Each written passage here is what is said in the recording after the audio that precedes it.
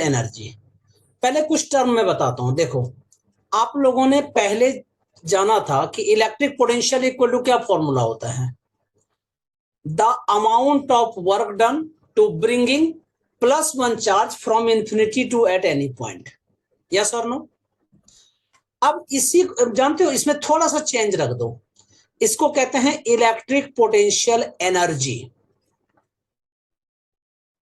वो plus one charge है ना, उसके जगह पे क्या लिख दो, plus Q charge. The amount of work done to bringing plus Q charge from infinity to at any point is called electric potential energy. समझ में आ गया? फिर से देखो वंस मोर, इलेक्ट्रिक पोटेंशियल क्या होता है बेटा, प्लस वन चार्ज को जब इंफिनिटी से किसी पॉइंट पर लाते हो तो जितना वर्क डन करना पड़ता है उसको इलेक्ट्रिक पोटेंशियल कहते हैं। इलेक्ट्रिक पोटेंशियल एनर्जी क्या होता है, जब प्लस क्यू चार्ज को इंफिनिटी से किसी पॉइंट पर लाते हैं तो जो वर्क डन करना पड़ता है इसको इलेक्ट्रिक पोटेंशियल एनर्जी कहते हैं। इसी तरह से इलेक्ट्रिक पोटेंशियल डिफरेंस क्या होता है, the amount of work done to bringing a plus one charge one place to the other. मतलब एक जगह से दूसरे जगह जब ले जाते हैं प्लस वन चार्ज को, यूनिट चार्ज को, तो अमाउंट ऑफ वर्क डन क्या होता है जी, इलेक्ट्रिक पोटेंशियल डिफरेंस होती है। इसी तरह प्लस वन की जगह में प्लस क्यू लिख दो, तब क्या कहोगे उसको, electric potential energy difference. Clear है मेरी बात है? तो क्या डेफिनेशन, इसका डेफिनेशन होगा difference, the amount of work done to bringing plus q charge from place A to place B। माना A से B पर जब आप ले जाते हैं तो जितना वर्क डन करना पड़ता है उसको इलेक्ट्रिक पोटेंशियल एनर्जी डिफरेंस कहते हैं। क्लियर है मेरी बातें? यही मैंने लिखा है बेटा, electrostatic potential energy difference, you know the amount of work done required to be done by an external force moving without acceleration attached charge from point A to point B। माना A point से B point पर जब plus Q charge को लाते हो, ठीक है, source charge के present में, सोर्स चार्ज के इलेक्ट्रिक फील्ड में, तो जितना वर्क डन करना पड़ता है इसको इलेक्ट्रिक पोटेंशियल एनर्जी डिफरेंस कहते हैं। यस और नो? तो फॉर्मूला क्या होगा, minimum work done means WAB is equal to integration of, ठीक है, F external dot dr। Yes और नो? क्योंकि वर्क डन इक्वल टू क्या होता है, फोर्स इनटू डिस्प्लेसमेंट। ठीक है, अब देखो एक्सटर्नल फोर्स वहां से यहां ले जा रहे हैं, लेकिन सोर्स चार्ज क्या करेगा, अपोजिट फोर्स लगाएगा। तो हम लोग क्या लिख सकते हैं इसको, negative of electrostatic force dot dr from point A to point B, ऐसा लिख सकते हैं आप। Once more, work done A से B तक लाने में कितना करना पड़ता है, integration of F external dot dr A to B। उस वहां से यहां लाने में चार्ज करना है, इसका अपोजिट में कितना करना पड़ेगा, electrostatic force from A to B dot dr। You know, अब अगर तुमको अगर sir electric potential energy difference निकालना है तो क्या कहेंगे हम लोग, UB minus UA which is equal to WAB which is the formula, this one. कहने का मतलब क्या है, change in electric potential energy is equal to UB minus UA equal to WAB is equal to integration of A to B external force dot dr equal to negative of electrostatic from A to B dot dr। What is the electric potential energy, मैंने बताया था, the work done by external force equal and opposite to the electric force bringing the charge Q from infinity to that any point without acceleration। तो इसका formula क्या लिखोगे, W infinity to at any point B is equal to UB minus U infinity, और U infinity क्या होता है, 0, तो UB minus 0 is equal to UB। Clear है? न्यू टॉपिक लिखिए, expression for electrostatic potential energy of a system of charges. ठीक है, देखो बहुत सारे चार्ज है, एक चार्ज है या दो चार्ज है, या एक चार्ज को मूव करके एक जगह से दूसरे जगह ले जा रहे हैं, दूसरा चार्ज यहाँ बैठा हुआ है, तो कितना हमें पोटेंशियल एनर्जी लगेगा उस चार्ज को इधर से उधर मूव कराने में। तो इसका डेफिनेशन पहले क्या होगा, the total amount of work done in bringing the various charges to their respective position. From infinity to the mutual separation, yes और नो। इसका मतलब क्या हुआ, अगर हम लोग दो चार्ज की बात कर रहे हैं, अगर यहाँ पे एक चार्ज है प्लस Q1, इन्फिनिटी से हम लोग Q2 चार्ज को ला रहे हैं और ये इस पॉइंट पर ला रहे हैं, और वो +1 से कितना डिस्टेंस पे है, R डिस्टेंस पे है। तो क्वेश्चन ये है कि इसकी इलेक्ट्रोस्टैटिक पोटेंशियल एनर्जी इस सिस्टम की कितनी होगी। तो देखो इलेक्ट्रोस्टैटिक पोटेंशियल एनर्जी, इसका मतलब वर्क डन निकालना पड़ेगा बेटा। तो पहले इस +Q1 की वजह से पोटेंशियल निकालो।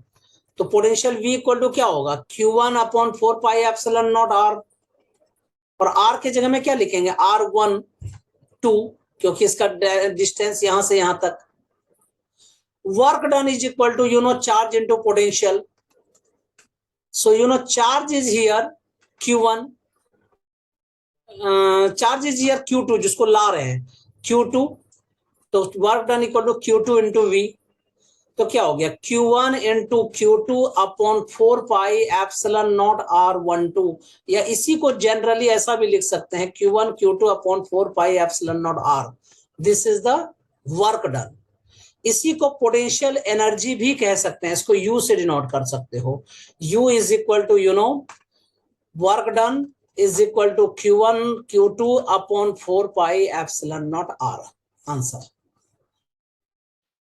Next, electrostatic potential energy of system of N point charges, मतलब बहुत सारे चार्जेस हैं, ठीक है, तब कितना पोटेंशियल एनर्जी होगी।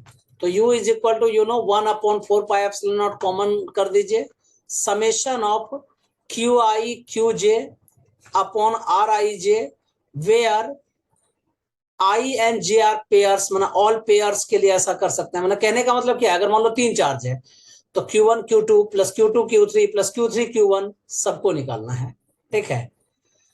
What is the units of electrostatic potential energy, very easy. Work done होता है तो उसकी एनर्जी क्या होगी, जूल, ठीक है। दूसरा एनर्जी यूनिट इसका क्या लिख सकते हैं, इलेक्ट्रॉन वोल्ट। क्लियर है, सारा समझ में आ रहा है अच्छे से, फटाफट करते भी जाइएगा बेटा, ठीक है। न्यू टॉपिक लिखिए, potential energy of charges in an external electric field. बहुत इंटरेस्टिंग है। यहां पे एक एक्सटर्नल इलेक्ट्रिक फील्ड है, ठीक है, एक चार्ज को यहां से आप यहां ला रहे हो, या सपोज करो एक चार्ज को लाए फिर दूसरे चार्ज को लाए, एक चार्ज को लाके यहां पे रख दिया, दूसरा चार्ज को लाके यहां पे रख दिया। कहता है अब टोटल पोटेंशियल एनर्जी बताइए क्या होगा, जबकि एक एक्सटर्नल फील्ड है। तुमको सर पहले क्या था, पहले एक्सटर्नल फील्ड नहीं था, उसमें एक चार्ज था, दूसरे चार्ज को ला रहे थे, बस दैट्स इट। लेकिन यहां क्या है, एक एक्सटर्नल इलेक्ट्रिक फील्ड ऑलरेडी काम कर रहा है, ठीक है। इसमें पहला डिस्कस करेंगे potential energy of single charge in electric field, उसमें सिंगल चार्ज आपने रख दिया है। आगे करेंगे कि दो चार्ज रखेंगे हम लोग, एक चार्ज को रखे हुए हैं, दूसरा चार्ज को ला रहे हैं, मतलब एक चार्ज को पहले ला के रखा फिर दूसरे चार्ज को रखा, ठीक है, तब कितना होगा। इस टॉपिक का फिर से वंस मोर नाम याद रखिएगा, potential energy of charges in an external electric field, ठीक है। सपोज करो कि अगर आपने Q चार्ज को इंफिनिटी से किसी पॉइंट P पे लाया है, ये प्लस Q इंफिनिटी पे था, आपने यहां पे P पॉइंट पर लाया है, ठीक है, और यहां पे एक एक्सटर्नल इलेक्ट्रिक फील्ड काम कर रहा है, ठीक है। तो वर्क डन कितना होगा, तो वर्क डन इक्वल टू क्या फॉर्मूला होता है, चार्ज इंटू पोटेंशियल। तो charge into potential of the position vector R, क्योंकि इसे जो इलेक्ट्रिक फील्ड है ये किस डिस्टेंस पे लाए हैं वो आर का फंक्शन होगा, यस और नो। तो हम लोग क्या लिख सकते हैं, Q into V R, answer खत्म। अब अगर दो चार्जेज हैं, कहने का मतलब है कि एक चार्ज को पहले इंफिनिटी से आपने लाके यहां पे इस पॉइंट पे रखा, फिर दूसरे चार्ज को आपने रखा, तो कितना टोटल पोटेंशियल एनर्जी होगी टोटल सिस्टम की। पहली बात है, जब फर्स्ट चार्ज को आप ला रहे हैं तो उस समय वर्क डन W1 होगा, जब दूसरे चार्ज को ला रहे हैं तो W2 होगा, ठीक है। और फिर जब ये दोनों आपस में एक दूसरे के डिस्टेंस में है तो इन दोनों के बीच भी तो पोटेंशियल एनर्जी काम करेगी ना, क्योंकि पोटेंशियल एनर्जी का क्या डेफिनेशन होता है बेटा, कि वो पोजीशन पे डिपेंड करता है। तो W1 is equal to Q1 dot V, which is the position vector of R1। अगर इसका पोजीशन वेक्टर R1 है और इसकी पोजीशन वेक्टर कितनी है, R2 है, तो W2 इज इक्वल टू क्या लिखोगे, Q2 डॉट VR2, ठीक है। अब इन दोनों के बीच में कितना काम करेगा, इसको इसी को ना म्यूचुअल पोटेंशियल एनर्जी कहते हैं। मतलब W3 कितना होगा, तो क्या फॉर्मूला पढ़ा था हमने, 1/4πε0 Q1 Q2 अपॉन R, इन दोनों के बीच का डिस्टेंस, या R12 भी लिख सकते हो, ठीक है, इसको R12 भी लिख सकते हैं या R भी लिख सकते हैं। तो total potential energy is equal to the all work done, मतलब sum of all work done. So you can say that Q1 dot V position vector of R1 plus Q2 dot V position vector of R2 plus 1/4πε0 Q1 Q2 upon R। Answer फिर से ध्यान दीजिएगा, ये external field के लिए potential energy है, और यहां पहले क्या था, किसी सिस्टम का पोटेंशियल एनर्जी, इसमें कोई भी एक्सटर्नल फील्ड नहीं था। यहाँ +1 Q1 चार्ज रखा हुआ था, प्लस Q2 चार्ज को हमने लाया हुआ था, बस दैट्स इट। लेकिन इस वाले में क्या है कि एक एक्सटर्नल फील्ड में पहले +Q1 को लाया, फिर +Q2 को लाया, और फिर दोनों को लाके फिक्स कर दिया। So you can say that total potential energy U is equal to Q1V position vector of R1। मतलब ये V जो है किसका फंक्शन है, R1 का फंक्शन है, V किसका है, R2 का फंक्शन है, और 1/4πε0 Q1 Q2 upon R। Question करते हैं, the 4 identical charges Q each are placed at the corners of a square of side A. Find the potential energy of one of the charges due to the remaining charges. मान लो suppose करो यहाँ पे Q charge A पर रखा हुआ है और B C D सब पे रखा है, इस Q पर हमें निकालना इन सब की वजह से, ठीक है। तो टोटल पोटेंशियल एनर्जी निकालना है, तो पोटेंशियल एनर्जी को वर्क डन, मतलब चार्ज इंटू पोटेंशियल, ठीक है। अब यहाँ पे Q ठीक है, लेकिन अब पोटेंशियल निकालते हैं इन सब की वजह से। देखो इसकी वजह से निकाल लो, फिर इसकी वजह से निकाल लीजिए, और फिर इसकी वजह से निकाल लीजिए, यस और नो। तो मैं क्या लिखूंगा, the electric potential at A, ठीक है, due to B C and D, मैं ऐसा लिख सकता हूं, the electric potential at A due to B C and D. तो कितना होगा, पोटेंशियल इज इक्वल टू क्या फॉर्मूला हो गया जी, बी की वजह से निकाल लेते हैं कितना होगा, तो Q अपॉन 4πε0 A, क्योंकि यहाँ डिस्टेंस A है। फिर C की वजह से निकाल लो, तो Q अपॉन 4πε0, अब ये A है ये A है, तो ये क्या डिस्टेंस हो गया, √2 है। फिर D की वजह से निकाल लीजिए, Q अपॉन 4πε0 A, यस और नो। अब कॉमन ले लीजिए, Q is common, A is common, 4πε0 is also common, so I can write here Q upon A या Q upon 4πε0 A, 1 + 1 तो 2, और 1 अपॉन √2, आंसर पोटेंशियल का। लेकिन हमें एनर्जी पूछा है, पोटेंशियल एनर्जी पूछा है, तो मैं क्या लिखूंगा, potential energy is equal to U, which is equal to work done equal to charge into potential।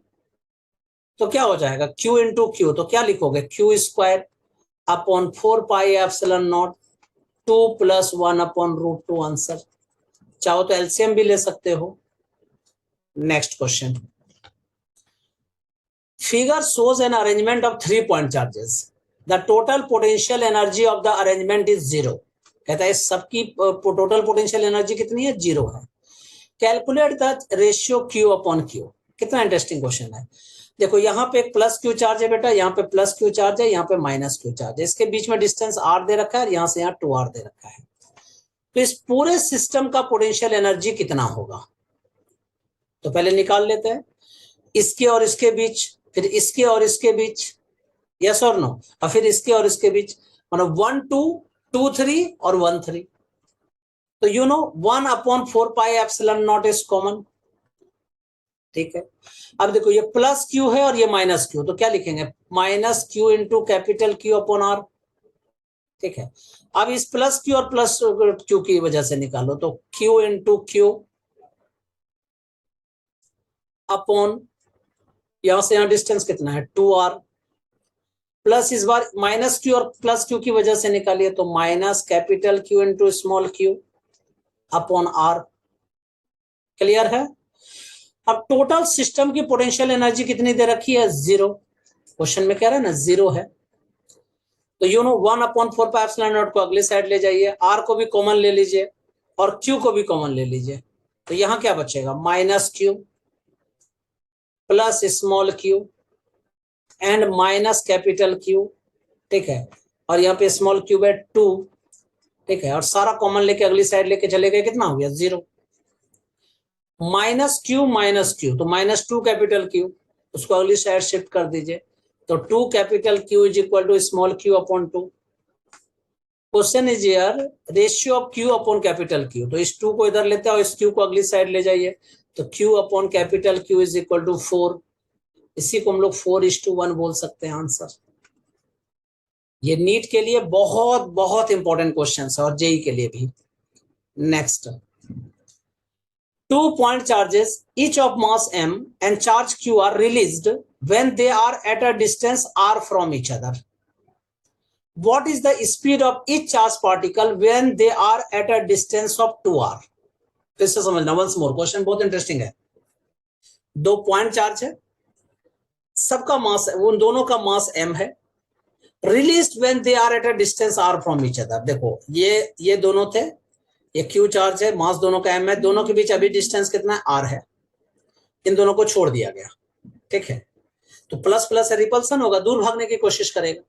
What is the speed of each charge particle when they are at a distance of 2r? मान लो अब ये charge particle भाग के यहाँ पे चला आया, ठीक है, और ये भी भाग के अब ये यहां से यहां चला आया, और अब दोनों के बीच का डिस्टेंस कितना है? 2r।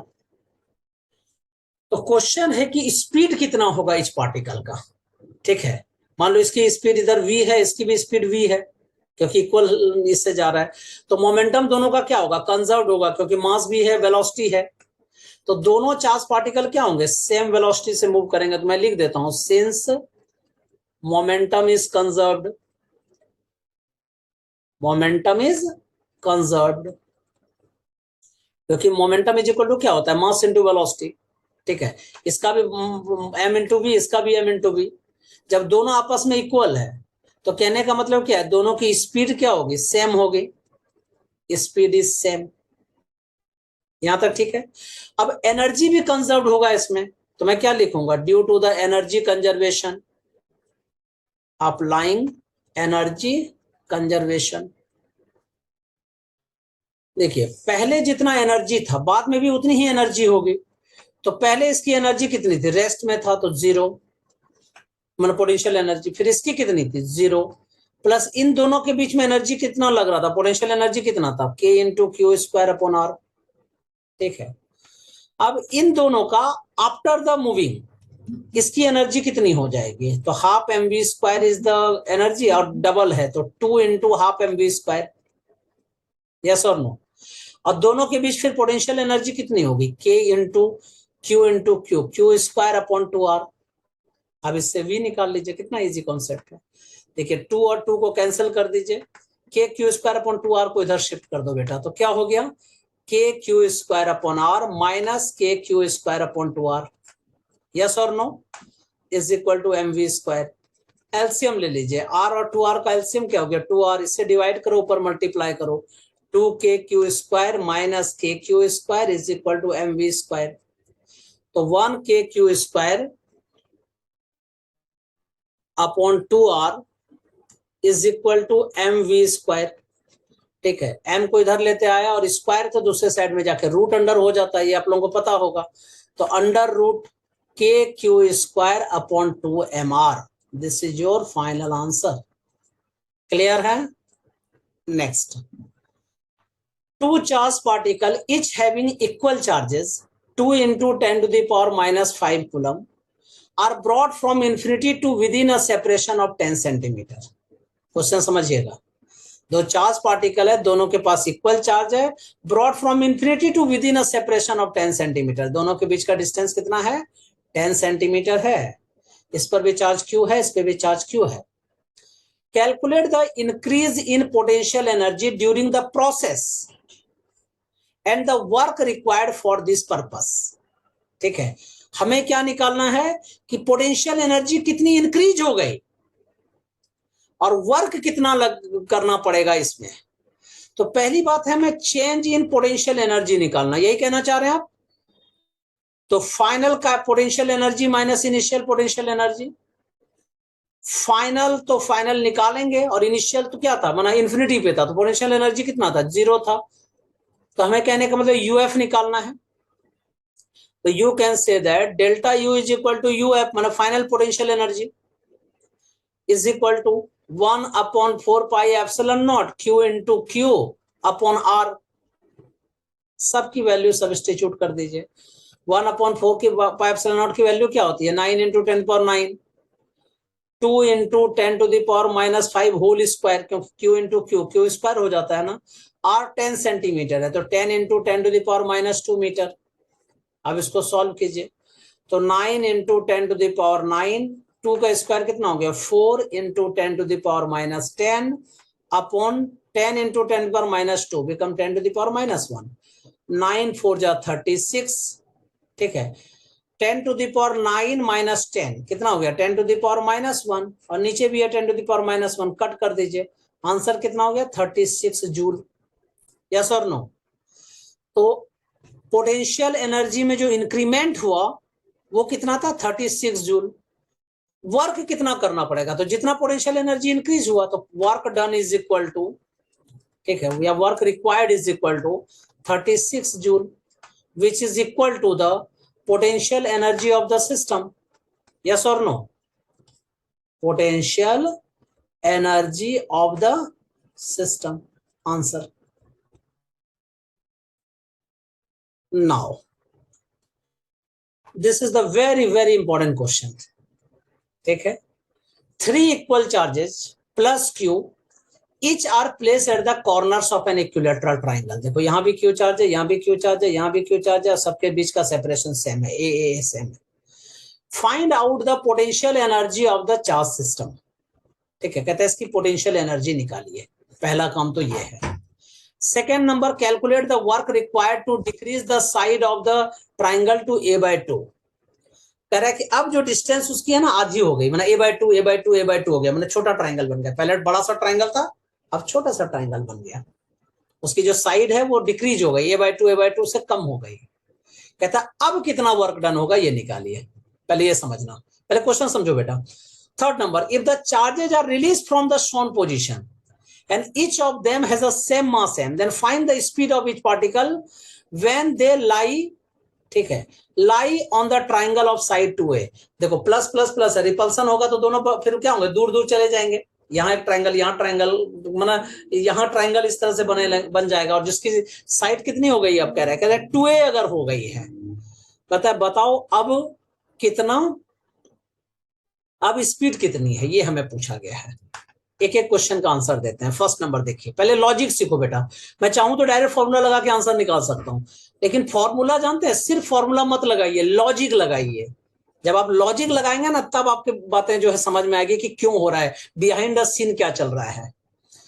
Find out the potential energy of charge system, मतलब इन सब का पोटेंशियल एनर्जी निकालना है। तो आपको पता है कि सारे चार्ज जो हैं अभी रेस्ट में है, और वो सारे इन्फिनिटी पे अगर मान लो लाए थे हम लोग, तो अगर ए पॉइंट पर जब चार्ज को ला रहे थे तो कितना पोटेंशियल होगा, तो W1 इज इक्वल टू क्या लिख सकते हैं, Q into VF minus VI। ठीक है, अब पहले भी रेस्ट में था और अभी भी रेस्ट में है, तो वर्क डन कितना हो गया, 0। यस और नो। अब W2 क्या होगा, मान लो ए पर चार्ज को Q रखा हुआ है हमने और बी पर ला रहे हैं, तब क्या होगा, work done equal to charge into potential. Yes और नो।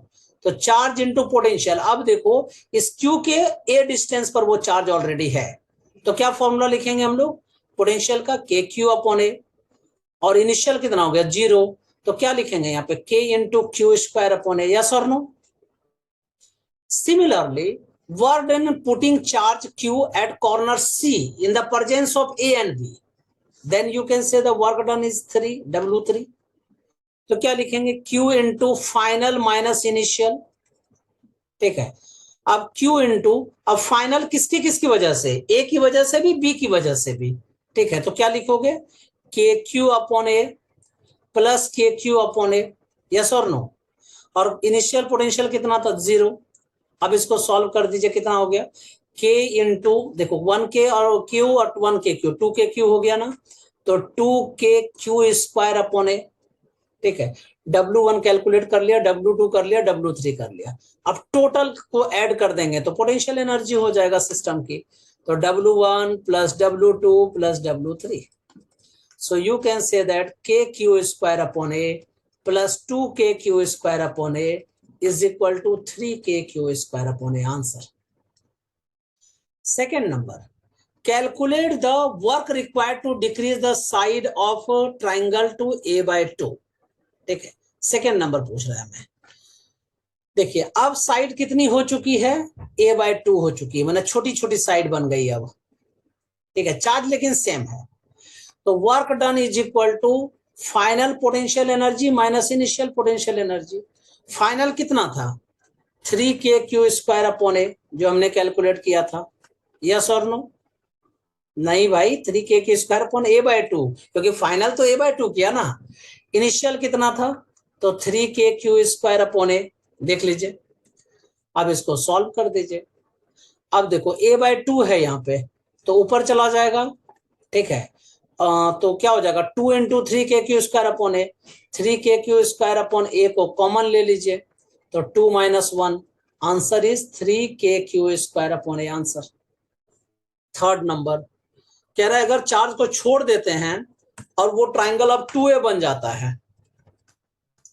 थर्ड सीन समझना बेटा क्या हो रहा है, इसमें क्या हो रहा है, बड़ा ट्राइंगल बन गया। अब इसकी साइड कितनी है, 2a 2a और 2a है।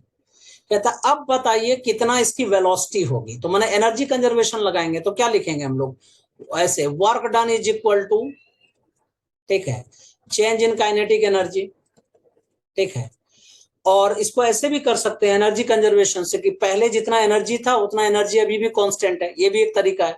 एक दूसरा तरीका ये है कि work done equal to change in kinetic energy, तो U I minus U F is equal to final kinetic minus initial kinetic, ठीक है।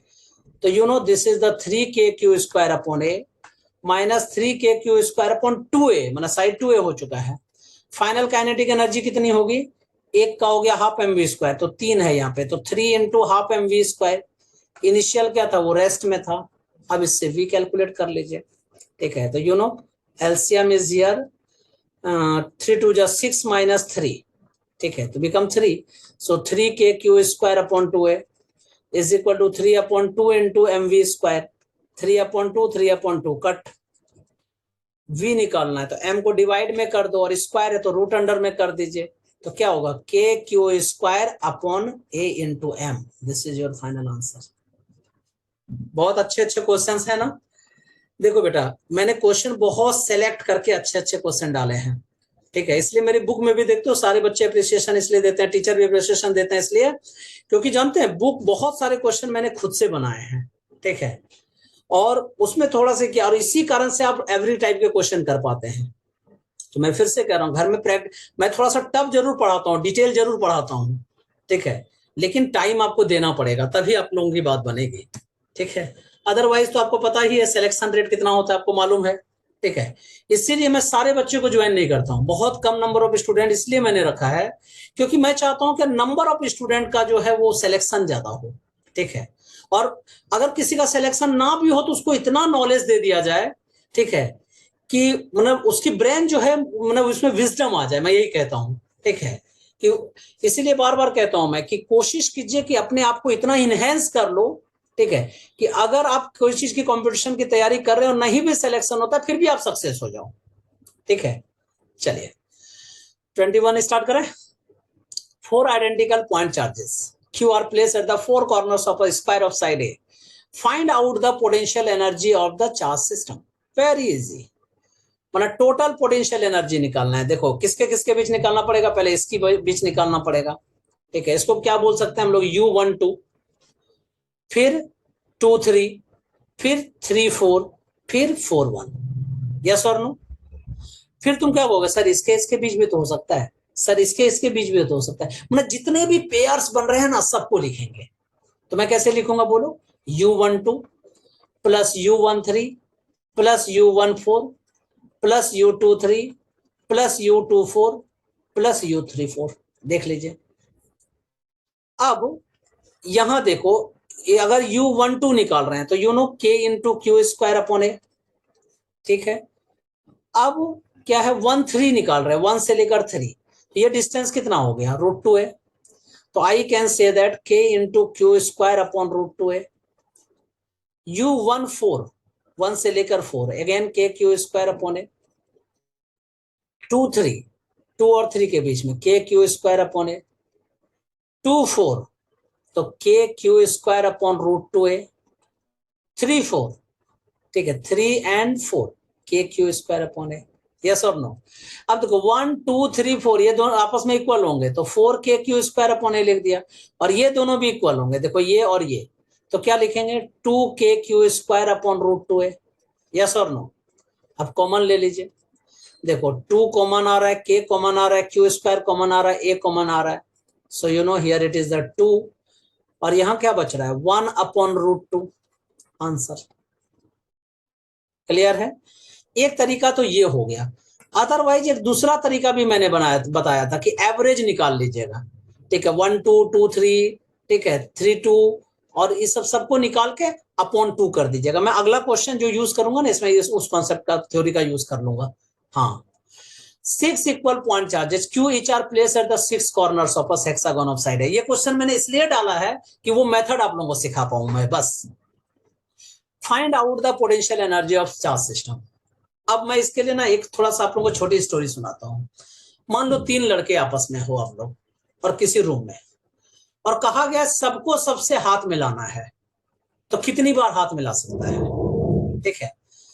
देखो अगर ये 1 है, 1 2 के साथ हाथ मिलाएगा मतलब एक बार, फिर 2 एक बार 1 के साथ मिलाएगा तो भी एक बार, मतलब 2 हो गए, ठीक है।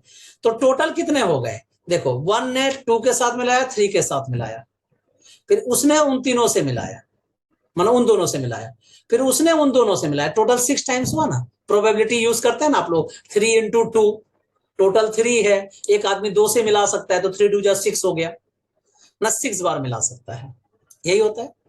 लेकिन जरा ऐसे सोचो कि इसने उससे मिलाया चाहे उसने इससे मिलाया, हाथ तो दोनों का एक बार ही मिला ना क्या सर नो, तो टोटल तो 3 बार ही मिला ना। तो यहां भी वही हम लोग करेंगे कि अगर नेट पोटेंशियल एनर्जी निकालें, चाहे ए ने बी के साथ निकाला चाहे बी ने ए के साथ निकाला, टोटल तो वही हुआ। तो कहने का मतलब क्या है कि टोटल में निकाल के उससे 2 से डिवाइड कर दूंगा मैं। ऐसा करते हैं, पहले इस केस के बीच मान लो पोटेंशियल एनर्जी 1 है, U1 U2 U3 U4 U5 U6 ऐसा करके, ठीक है। तो U1 plus U2 plus U3 plus U4 plus U5 plus U6 upon 2, yes और no? So due to the symmetry, I can say that U1 is equal to U2 is equal to U3 equal to U4 is equal to U5 is equal to U6. Yes or no? तो net U कितना होगा, सब आपस में equal हैं, तो 3 into U1, ठीक है। यस और नो? अब U1 निकाल लीजिए, मतलब किसी एक की पोटेंशियल एनर्जी निकाल लेते हैं, तो क्या होगा, पहले इसका इसके साथ निकालोगे, ठीक है, फिर इसके साथ, फिर इसके साथ, फिर इसके साथ, फिर इसके साथ, फिर इसके साथ, फिर इसका इसके साथ, फिर इसका इसके साथ, फिर इसका इसके साथ। यस और नो? तो कैसे लिख सकता हूं मैं, देखो 1 2 3 मैं डायरेक्ट लिख देता हूं, आप लोग इसको एक एक करके सॉल्व कर लीजिएगा, मैं थोड़ा फास्ट कर देता हूं।